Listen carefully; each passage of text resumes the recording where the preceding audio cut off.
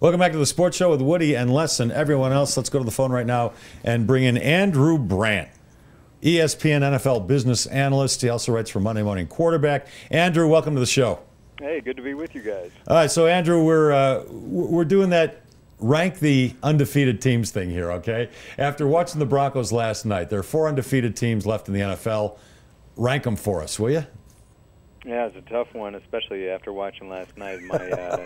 My 10 years with the Packers, I'm going to probably lose some bias here, but I think right now you'd probably still have to put the Patriots at the top. They just seem to have that magic about them this year. They're moving the ball without difficulty, and the defense is stepping up. So I guess I would probably put those 3 AFC teams at the top. Patriots, Broncos, Bengals, and then Packers, Panthers. Packers aren't undefeated anymore, Andrew. I hate to break it to you. I know, but I would take them over the Panthers, which actually they play this week, so we'll see. Okay. Andrew, this Woody, and I just got through saying a few moments ago, and I'd like to get your observation about the Packers since you're so closely aligned to them. Yeah. But the defense was a fraud last night, and I felt sorry for them. They lost 2 cornerbacks in the game. They already playing 2 young cornerbacks. They were playing safeties at cornerback. Their starting safety Sam Shields, their best cornerback, went out early in the game.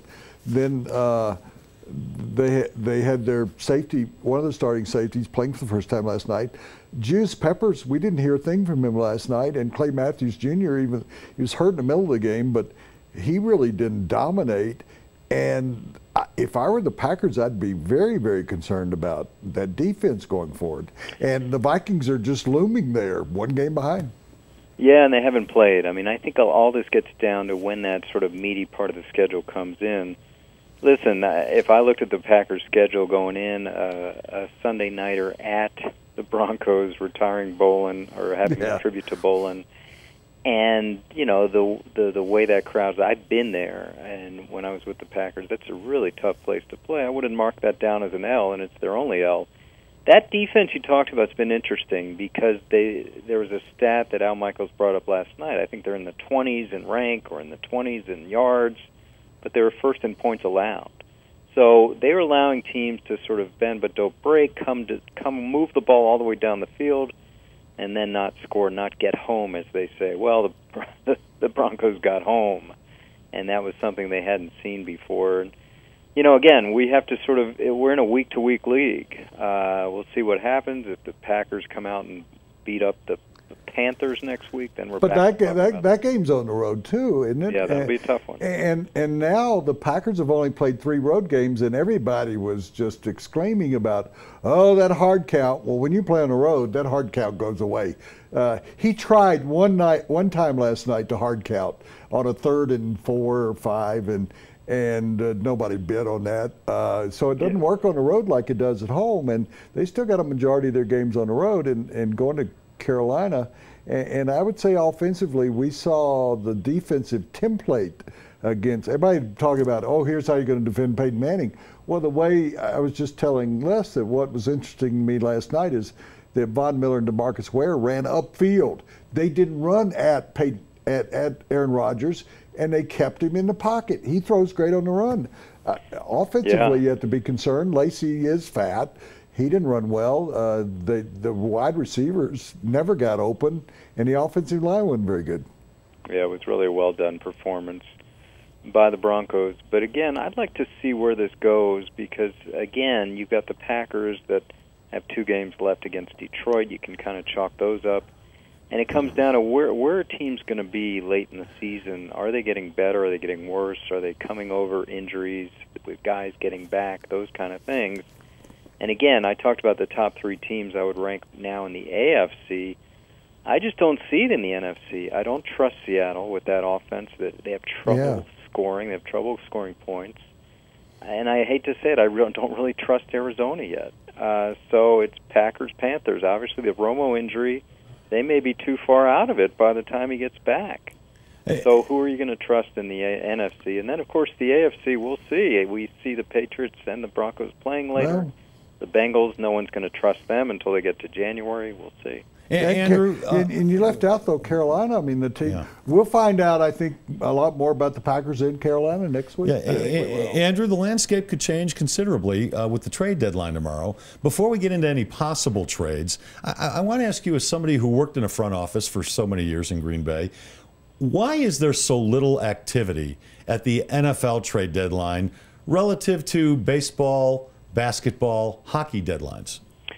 Yeah, and it's exactly what I wrote a memo and a proposal presented by the Packers to the league to have a little more acceptability to trading. Two things. One, moving the deadline back, which they actually have done, but it's only 2 weeks back compared to what we were proposing about 4 weeks back, to make it in mid-November as sort of like a baseball home stretch.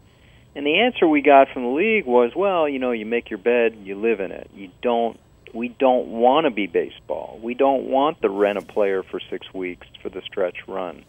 They didn't want to do that. The other part of it was, and I understand this is kind of novel, I said, why don't we allow teams to trade cap room for players?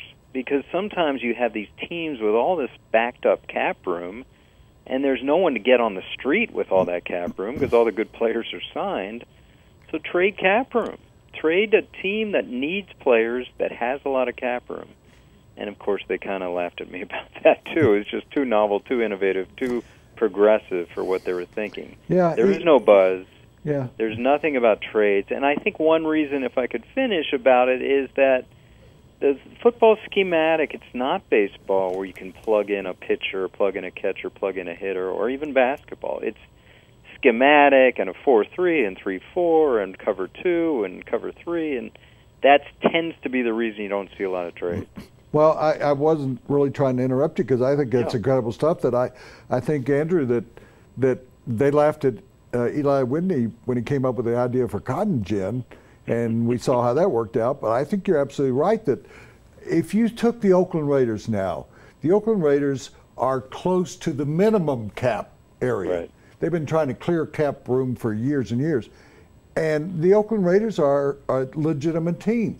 If the Oakland Raiders could trade, as you say, some cap room and get some players, they could make a run here, a wild card spot in the AFC. Well, if the season ended today, they would be the 5th seed in the AFC. That's why I'm saying I think, Andrew, you're right that I hate to see where baseball where you rent a player for the last month or so, and even they get guys that they can't even play in the playoffs. So I don't like that design as much, but I like that the trading deadline was pushed back, and I liked it if there's a way to create more room so that if you're an Oakland Raiders, you can clear, the cap. Is it possible, Andrew, that the cap could kind of be flexibilized?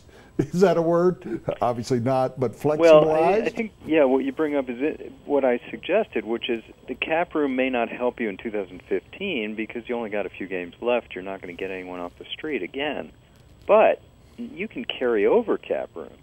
So say you trade a player and you give up $10 million of cap room. You're not going to use it this year, but you carry it into next year. You have a big number to go chase free agents, improve your team next year. That's value. That's value. So teams are always talking about how do we get value for this player, and sometimes you even hear about what I call the ham sandwich trades, where you get a 7th-round pick in 2020 just to say you got something. But instead of that, what if the team gave you, $700,000 of cap room? That's no skin off their back if they have $30 million of cap room. So those are ways I think you could be a little more flexible. But given the conditions that exist right now, do you think because there's so many bad teams and that the league is top-heavy with fewer teams than normal? Over the years, that was a P. Rozelle. This. P. Rozelle wanted virtual parity. Yeah. Every team 8-8. Well, this year we're seeing that there are 8 teams that are good and there are 10 teams that are awful. I mean, is that going to generate more trading tomorrow because of that? Or less? My experience is always the same these 3 days between Sunday night and Tuesday afternoon. A lot of smoke, a little fire. Everyone talks, but the smart GMs are always asking the same question. Why are you getting rid of this guy? You tell me he's a good player. You tell me I could use them. Why don't you want them? And it tends to be either contract, attitude, character, some issue they don't want the player, and everyone backs off. I think there'll be some trades, but there'll be no trades that you care about. I mean, backup players that need a shot somewhere else, or a little bit of one of these ham sandwich, trading a guy you don't have to cut him, get a seventh-round pick in a couple years. I just don't see any big names out there being traded. Except, listen, Andrew, the Patriots always dabble. Yeah, they do make trades. They're the ones who dabble at this time. Andrew, in 2006, you signed a pretty good player named Charles Woodson in Green Bay. Yeah. Almost 10 years later, he leads the NFL in interceptions with 5 at 39 years old. Could you have ever imagined that happening? One of my favorites, we chased this guy, and as you know about the Packers, maybe the last team in the league to chase free agents. But we looked around after a week, and our motto was, let's keep our hands in our pockets for a week, let all the money be spent, and see what's out there. And he was there. And we're looking at each other like, wait a minute, Charles Woodson? Nobody's running him? That was our word, running. And everyone says, well, no one's, why? And we sort of researched it. Oh, he's too old. 2006, too old. He'd been in the league 8 years, 29 years old. And we're looking around like, really, too old, a corner? He's great shape. And I got to tell you, even with one of being basically the only team offering by far the most money, it was quite a sell. I had to tell him, I felt like the Green Bay Chamber of Commerce trying to sell him on Green Bay. Well, and Peyton basically told him it was going to be like Ann Arbor, and we made it happen. That was 10 years ago almost. And I grew up in Tennessee, and people in Tennessee are still bitter about Woodson beating out Peyton for the Heisman Trophy. Right, I remember that. And then Woodson comes back out and embarrasses him again with 2 interceptions in the Raiders game. So Woodson's talking about playing again next year. So he and Peyton and a former client of mine, I was an agent before team, Matt Hasselbeck. Those are the 3 players in the 1998 draft. And Hasselbeck played extremely well he played well enough that he actually played better than Andrew Luck has played this year. Still going strong, Matt. Yeah. Andrew, always love having you on. Really appreciate your time. Give everybody your Twitter handle, okay? Well, I've changed it. I got my name. I found it. Andrew Brandt. Did you have Brandt, but now I'm Did you have to pay for it? I had to pay for mine. No, someone told me I could do it. They just did it for me, basically. Yeah. Andrew, love your stuff. We read you on ESPN all the time, and we'll follow you on Twitter as well. Thank you. Thanks so much, guys. Take care. All right, Andrew Brandt, he's the ESPN NFL business analyst, and that segment was brought to you by John Elway Chevrolet. When you go to buy a car, what do you really want? You probably want a lot of cars to choose from. And you want the dealership's best price. Not some starting price or target price, the best price. And you want it immediately, not after hours of negotiating. And you want a salesperson who doesn't get paid more if you spend more. Because, well, you don't want to spend more. Well, you're in luck. John Elway wants all of those things too. Better yet, John Elway wants you to have all of those things too. Come see us or click on johnelwaychevrolet.com.